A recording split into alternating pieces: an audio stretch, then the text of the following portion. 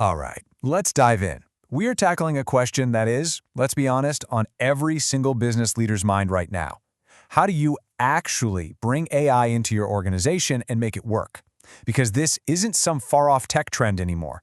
It's a real competitive necessity. So, let's break down a strategic guide for you. And look, the pressure is absolutely on. A recent Crayon report found that a massive 61% of small and medium-sized businesses are already planning to either implement or expand their use of AI in just the next 2 years.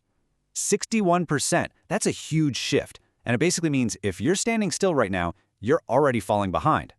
So that really begs the question, right? With everything moving this fast, how in the world do you make the right strategic moves for your specific business? It isn't just about adopting AI for the sake of it, it's about adopting it smartly.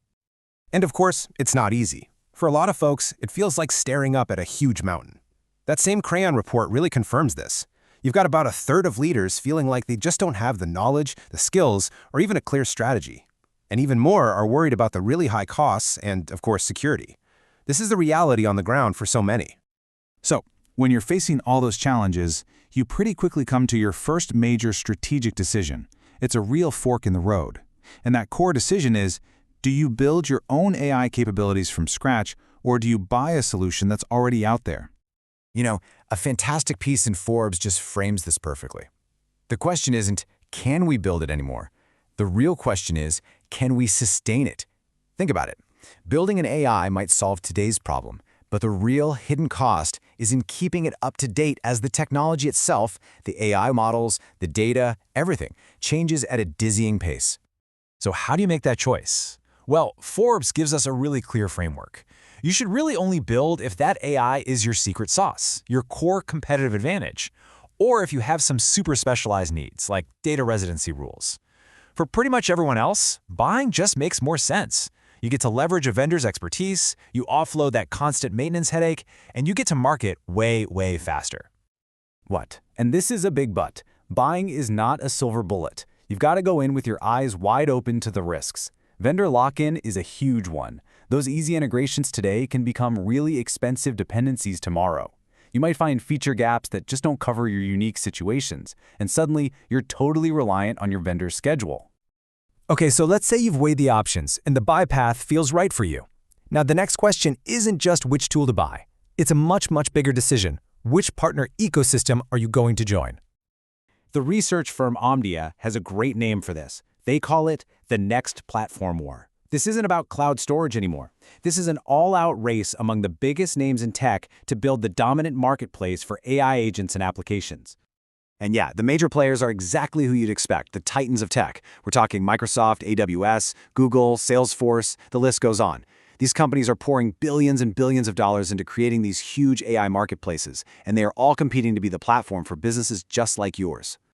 So what do these platforms actually offer? Well, there are kind of two main flavors. On one side, you have platforms like Amazon Bedrock. They give your developers raw access to incredibly powerful pre-trained foundation models. It's for the tech-savvy. On the other side, you have low-code solutions like Microsoft's Copilot Studio, which let your business users build their own AI agents with almost no coding. Your choice really depends on your team's skills and what you're trying to do. Okay, let's get practical. You've picked your path, build or buy, and you've chosen your ecosystem. So how do you actually get an AI agent up and running? Well, here's your implementation playbook. Biz4 Group lays out a great 5-step plan. First, and this is key, start small. Define one specific, high-impact problem to solve. Next, pick the right type of AI for that specific job. Then, you select your platform. But here comes the most critical step of all. Prepare your data. Clean, structured data is the fuel that makes any AI engine run. Get that wrong, and nothing else matters. Finally, you test it all out in a small pilot, watch the results, and then you refine. This structured approach is how you get a successful rollout. But as you're implementing all this cool new tech, you absolutely need guardrails. You can't just unleash AI on your business and hope for the best. You need a solid framework for governance. And that brings us to the golden rules of what we call responsible AI. So, what does responsible AI even mean? Well, think of it as a formal set of rules and practices to make sure that the AI you're using is ethical, that it's transparent, and that it's accountable. Really, it's all about building and maintaining trust with your customers, your employees, and everyone else. A report from Allen's gives us an excellent 6-point checklist here. You need to be asking these questions internally. Who is actually accountable if something goes wrong?